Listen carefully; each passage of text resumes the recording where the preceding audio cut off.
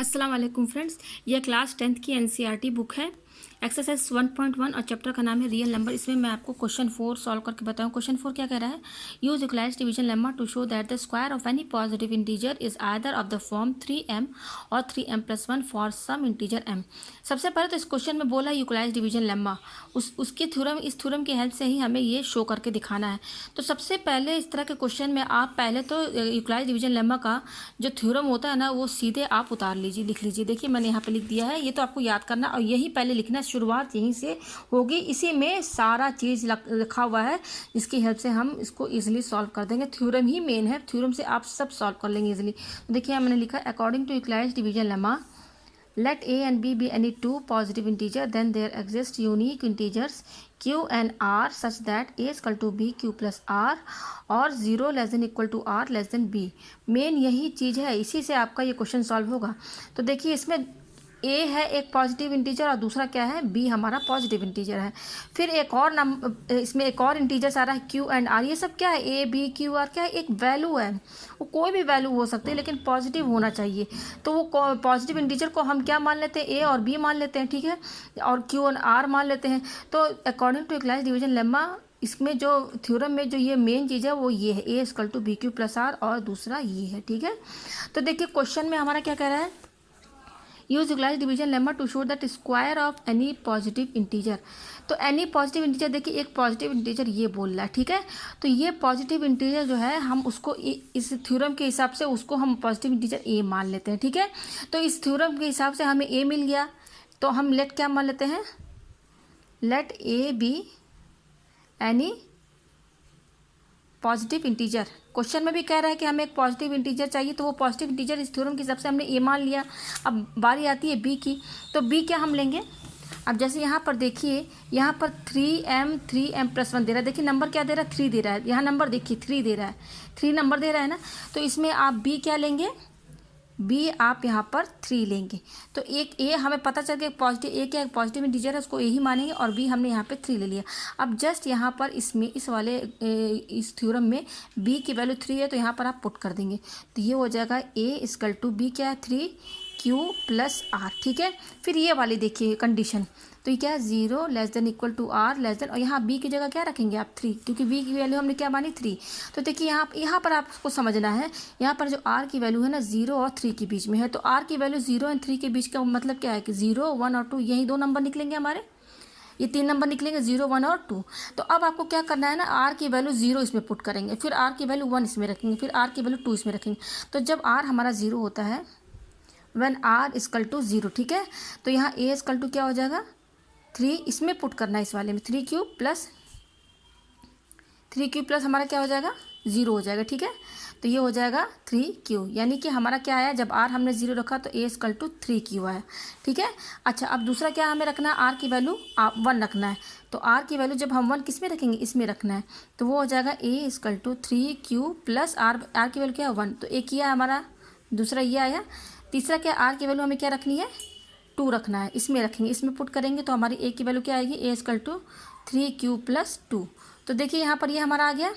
जब हमने r की ये 0, 1 और 2 वैल्यूज रखी, तो एक आया a इक्वल टू 3q, दूसरा आया 3q प्लस 1, तीसरा आया 3q प्लस 2। तो ये तो सब थ्योरम से ही निकला है सॉल्व। हमें बस b सोचना है कि b हमें क्या रखना है। तो इसको इस वाले क्वेश्चन में b हम यहाँ 3 लेंगे, क्योंकि यहाँ देखिए 3m है, यहाँ पर भी 3 है, तो नंबर 3 दिख रहा है हमें, तो यहाँ b 3 रखेंगे। तो बस थ्योरम लगा करके आपको यहाँ b की वैल्यू 3 रखना है, और r की वैल्यूज भी यहीं से मिल जाएगी आपको। तो ये तो इतना तो थ्योरम से हमारा आ गया। a की वैल्यू, a हमारा क्या है, यहाँ पर ध्यान दीजिएगा, ये हमारा एक पॉजिटिव इंटीजर है, और एक पॉजिटिव इंटीजर है। तो एक पॉजिटिव इंटीजर या तो वो 3q के फॉर्म में होगा, या तो 3q के प्लस 1 के फॉर्म में होगा, या 3q प्लस 2 के फॉर्म में हो। तो हमारे पास ये 3 आ गए। तो आपको स्टेप्स बस ध्यान देने, इतना तो आपको थ्योरम से ही मिल जाएगा, इतना सब थ्योरम की यहाँ से निकल जाएगा। अब यहाँ पर देखिए 3 आ रहे हैं वैल्यूज़ ना, ए की वैल्यू ये आ रही है, ये आ रही है, ये। तो आप यहाँ 3 केस लेके चलेंगे। तो मैं केस फर्स्ट लेके चलती हूँ, ठीक है। यहाँ पर 3 केस लेंगे। केस हम क्या लेंगे यहाँ पर, फर्स्ट, इसमें ए क्या है, ए की वैल्यू क्या है, 3q, ठीक है, ये आ गया केस फर्स्ट। तो देखिए अब आप यहाँ पर क्या करें, क्वेश्चन में क्या कह रहा है, square of any positive integer is either of the form 3m और 3m+1 for some integer m। m क्या कोई वैल्यू, यहाँ घबराने की जरूरत नहीं, m यहाँ पे एक वैल्यू है, कोई सिंगल वैल्यू कुछ भी हो सकता है, 1 2 3 कुछ भी, तो उसको उसने m मान लिया, ठीक है। तो यूज इक्वलाइज डिवीजन लेमा, तो सबसे पहले तो मैंने यहाँ से देखिए इसकी हेल्प, मैंने इक्वलाइज डिवीजन लेमा का पूरा थ्योरम लिखा, उसको समझा दिया। तो a की 3 वैल्यूज आई, तो 3 केस आप बनाइए। 3 केस बनाने के बाद पहला केस जब a की वैल्यू क्या 3 है, तो अब क्या 3q है, तो अब क्या बोला, square of any positive integer, यानी कि जो हमारा पॉजिटिव इंटीजर मैंने ए माना है ना, तो उसका मैं क्या करूँगी, स्क्वायर करूँगी। तो मेरा ए क्या है 3q, ए क्या है, एक पॉजिटिव इंटीजर है। तो अकॉर्डिंग टू क्वेश्चन क्या कह रहा है, स्क्वायर ऑफ एनी पॉजिटिव, ये हमारा पॉजिटिव है इंटीजर। तो मैंने ये ए क्या है मेरा पॉजिटिव इंटीजर, तो इसका स्क्वायरिंग कीजिए। तो स्क्वायरिंग करेंगे, स्क्वायरिंग ऑन बोथ साइड, क्योंकि ए की वैल्यू 3q है तो इसमें भी स्क्वायर लगेगा। तो यहाँ मैं लिख देती हूँ स्क्वायरिंग ऑन बोथ साइड्स। तो ए का होल स्क्वायर कर दीजिए इक्वल टू 3q का होल स्क्वायर कर दीजिए, ठीक है। तो ये तो ए स्क्वायर हो जाएगा इक्वल टू ये क्या हो जाएगा, ए 3q उसको स्क्वायर है, यानी कि आप इसको 2 बार लिखिए ऐसे, फिर नंबर मल्टीप्लाई करिए, 3 9 और ये हो जाएगा q स्क्वायर। अच्छा 9 को हम लिख सकते हैं 3 × 3 का होल स्क्वायर, ये 9 को मैंने लिख दिया 3 × 3 और ये q स्क्वायर जैसे है वैसे ही लिख दिया। तो मेरा ए स्क्वायर क्या आ रहा है यहाँ पर 3 × 3q स्क्वायर, ठीक है। तो ये 3 यहीं पर रखिए, इसको आप ब्रैकेट में ले लीजिए। तो देखिए ये सेम इसी के बराबर आएगा ना, 3 3 9 और q स्क्वायर। बस मैंने क्या कर दिया है इसमें, 9 को मैंने 3 × 3 करके 3 बाहर एक रख लिया और 3 अंदर रख लिया। तो देखिए अब इस वाले टर्म को ना मैं m मान लूँगी। जब मैंने इसको m मान लिया तो मेरा ए स्क्वायर क्या आ रहा है 3m, ठीक है। तो ये तो प्रूफ हो गया। देखिए कैसे, क्या कह रहा है, square of any positive integer is either of the form 3m और 3m+1। तो देखिए मैंने square of any positive integer, मैंने जो ये a = 3 क्या ये मेरा पॉजिटिव इंटीजर था, मैंने जब इसका स्क्वायर किया तो स्क्वायर करने पर देखिए वो किस फॉर्म में आ रहा है, 3m के फॉर्म में आ रहा है ना। m क्या है 3q स्क्वायर। तो ये कोई इक्वेशन नहीं है, 3q स्क्वायर एक वैल्यू है। जैसे मान लीजिए q क्या है, एक इंटीजर है पॉजिटिव इंटीजर, अगर मान लीजिए q आप 2 लेते हैं, ठीक है, मान लीजिए 2, तो यहाँ पर ये 3 है, q का स्क्वायर यानी कि 2 का होल स्क्वायर यानी कि 4 हो जाएगा, 3 4 12। तो m क्या है, एक वैल्यू है, m क्या है, एक वैल्यू है। तो इसको मैंने इस पूरे टर्म को m क्या है, ये 3q स्क्वायर क्या है, एक वैल्यू आ रही है, तो उस वैल्यू को मैंने m मान लिया, तो इसलिए मैंने इसको 3m लिख दिया। यानी कि ये प्रूफ हो गया कि जब हम किसी भी पॉजिटिव इंटीजर का स्क्वायर करेंगे तो वो 3m के फॉर्म में आएगा। अब हम केस 2 लेके चलते हैं।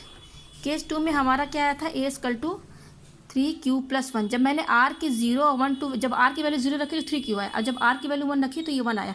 तो मेरे पास a की 3 वैल्यूज आई, तो मैंने 3 केस लेने हैं, ठीक है। तो पहला केस ले लिया, तो उसमें भी देखिए ये प्रूफ हो गया कि स्क्वायर करेंगे किसी भी पॉजिटिव इंटीजर के 3m के फॉर्म में आएगा। अब इसका भी है, ये भी पॉजिटिव इंटीजर है, ये पॉजिटिव इंटीजर की वैल्यू क्या है 3q+1, ठीक है। तो आपको कुछ नहीं करना, इसका भी स्क्वायरिंग कीजिए, स्क्वायरिंग ऑन बोथ साइड, ठीक है। स्क्वायरिंग ऑन बोथ साइड्स करेंगे तो देखिए जब इसका स्क्वायर करेंगे तो ये तो एक ही वैल्यू है, तो इसका भी स्क्वायर आपको करना पड़ेगा, कर दिया, ठीक है। तो देखिए ये a + b का होल स्क्वायर का फॉर्मूला बनना है। 9th में आप लोगों ने पढ़ा होगा, a + b का होल स्क्वायर का फॉर्मूला क्या होता है, a² + b² + 2ab, यही होता है। तो यहाँ पर जस्ट इसकी वैल्यू, ये फार्मूला में सेट कर देंगे इसको। तो ये a का होल स्क्वायर इक्वल टू ये क्या हो जाएगा, a² यानी ये a² यानी कि ये क्या है 3q है, तो 3q का होल स्क्वायर प्लस b² यानी कि 1 का होल स्क्वायर, फिर 2 × a क्या है हमारा 3q, और b क्या है, b की वैल्यू क्या है यहाँ पर 1 है। तो ये हमारा क्या हो जाएगा 3q² + 1 का होल स्क्वायर, और ये हो जाएगा 2 3 6q, ये आ जाएगा हमारा। तो हम 3q² प्लस ये 6q यहाँ पे लिख देते हैं, और प्लस ये 1 यहाँ पर रख देते हैं, ठीक है। ये मैंने यहाँ पर रख दिया। अब इन दोनों में देखिए, इन दोनों में हमारा 3 कॉमन आएगा कि नहीं, 3 कॉमन आएगा, 3q कॉमन आएगा कि नहीं, q² इसमें से q निकाल लीजिए, 3 और q यहाँ से कॉमन आएगा। तो यहाँ अंदर क्या बचेगा q प्लस, और ये क्या हो जाएगा 2 + 1, ठीक है। अब मैं क्या करूँगी, ये वाले टर्म को m मान लूँगी, m, इसको m मान लीजिए आप। तो ये क्या हो जाएगा हमारा 3 और ये m प्लस, ये पूरा m मान लिया, और ये +1। तो यहाँ पर भी देखिए जब आपने पॉजिटिव इंटीजर मेरा a है, इसका जब मैंने स्क्वायरिंग किया तो स्क्वायरिंग करने पर किस फॉर्म में आ रहा है 3m+1, और यहाँ पर हमें क्या प्रूफ करना था, एक तो 3m मैंने प्रूफ करके दिखा दिया, दूसरा भी मेरा आ गया 3m+1, ठीक है। तो और m क्या है, m एक इंटीजर है। इंटीजर क्या, इंटीजर एक वैल्यू, इंटीजर क्या मतलब होता है, कोई वैल्यू ना 1 2 3 4 कोई भी वैल्यू सकती है। तो यहाँ देखिए ये मैंने इसको m माना था इसको, तो यहाँ पर भी ये कोई इक्वेशन नहीं, ये एक वैल्यू निकलेगी, ये एक वैल्यू है। जैसे क्यू भी क्या है, इंटीजर है, तो आप क्यू की कोई भी वैल्यू रख लीजिए। मान लीजिए आप 2 रख लीजिए, क्यू की वैल्यू क्या रखिए 2, तो यहाँ पे पुट कीजिए 2 और फिर ब्रैकेट यहाँ पर 2 रखिए, 2 + 2, तो ये हो जाएगा 2 × 2 और 2 4 तो 8। तो ये पूरी टर्म क्या है, ये पूरी टर्म एक वैल्यू ही है ना, सिंगल वैल्यू देखिए 8 आ रहा है। तो यहाँ पर तो कुछ भी नंबर हो सकता है ना, क्योंकि क्यू क्या है कि इंटीजर है, कोई भी वैल्यू सकती है। तो लेकिन यहाँ पर इसको जब हमने यहाँ पर कोई भी इंटीजर रखा तो एक वैल्यू आ रही है, तो वो ये एक सिंगल वैल्यू बता रहा है, शो कर रहा है ना कि कोई इक्वेशन है। तो इसको मैंने m मान लिया, इस पूरे को मैंने क्या मान लिया, m मान लिया। तो ये 3m हो गया +1, ठीक है। तो ये इस मेरा यूक्लिड डिवीजन लेमा के हेल्प से मैंने आपको ये सॉल्व करके दिखा दे। किसी भी पॉजिटिव इंटीजर का आप स्क्वायरिंग करेंगे तो वो या तो 3m के फॉर्म में होगा या 3m+1 के फॉर्म में होगा। तो यहाँ जो मेन चीज़ है ना वो थ्योरम है। इस तरह के क्वेश्चन में जस्ट आप पहले पूरा थ्योरम लिख दीजिए। फिर थ्योरम में क्या है ना, एक ए तो वही रहेगा जो इसमें ए एक वही रहेगा, नंबर मानेंगे। दूसरा ए जो हमारा है ना, जैसे अगर यहाँ पर क्या बोल रहा है, वो पॉजिटिव इंटीजर बोल रहा है ना, तो पॉजिटिव इंटीजर में उसको हम उस पॉजिटिव इंटीजर को हम ए मानेंगे, इस थ्योरम के हिसाब से वो ए रहेगा। और बी की वैल्यू हमें यहाँ सोचनी है कि बी हम क्या लेंगे। तो बी मैंने यहाँ पर 3 लिया है। बी क्यों, जब हम 3 का यहाँ पर देखिए स्क्वायरिंग किया, यहाँ पर जब मैंने इसका स्क्वायरिंग किया, यहाँ देखिए जब इसका मैंने यहाँ देखिए जब मैंने इसका स्क्वायरिंग किया तो यहाँ पर 9 आया, और इस 9 को हम 3 × 3 में लिख देंगे तो यहाँ से हमारा 3 बाहर आ जाएगा। तो इस हिसाब से हमारा ये जो ए स्क्वायर है 3m के फॉर्म में आ जाएगा। अगर आप यहाँ पर b2 लेंगे, मान लीजिए आप b2 लीजिए, तो a = क्या है, b³ + r होता है, ठीक है। तो a = यहाँ b2q है, और r की वैल्यू यहाँ से क्या निकलेगी, r की वैल्यू 0 और 1 आएगी, यहाँ पर 0 रखिए। फिर जब आप अगर आप b = 2 लेते हैं और फिर क्वेश्चन के हिसाब से जब आप इसका स्क्वायरिंग करेंगे, जब ये क्या है a = 2q है, तो क्वेश्चन के हिसाब से क्या कर रहा है कि ये हमारा पॉजिटिव इंटीजर है। जब आप इसका स्क्वायरिंग करेंगे तो हमारा 3m या 3m+1 के फॉर्म में आना चाहिए। तो अब a का जब आप स्क्वायर करेंगे तो ये क्या हो जाएगा, a² = 4q² आएगा। तो देखिए यहाँ पर हमारा जो है ना 3 तो निकलेगा ही नहीं, ये तो एक इवन नंबर है, तो 3 तो निकलने का कोई सवाल नहीं है। लेकिन जब हम b की वैल्यू 3 रखेंगे तब उस केस में एक हमारा a = 3q आएगा। जब इसका आप स्क्वायरिंग करेंगे तो 9 आएगा, और 9 को हम क्या ले सकते हैं, 3 × 3, तो इससे हम 3 बाहर निकाल सकते हैं, तो हमारा 3m के फॉर्म में इजीली आ जाएगा। तो बस आपको यहाँ थ्योरम समझना है और b की क्या वैल्यू रखनी है ये हमें सोचना है। मुझे उम्मीद है कि आपको ये क्वेश्चन इजीली समझ में आ गया होगा। Thank you.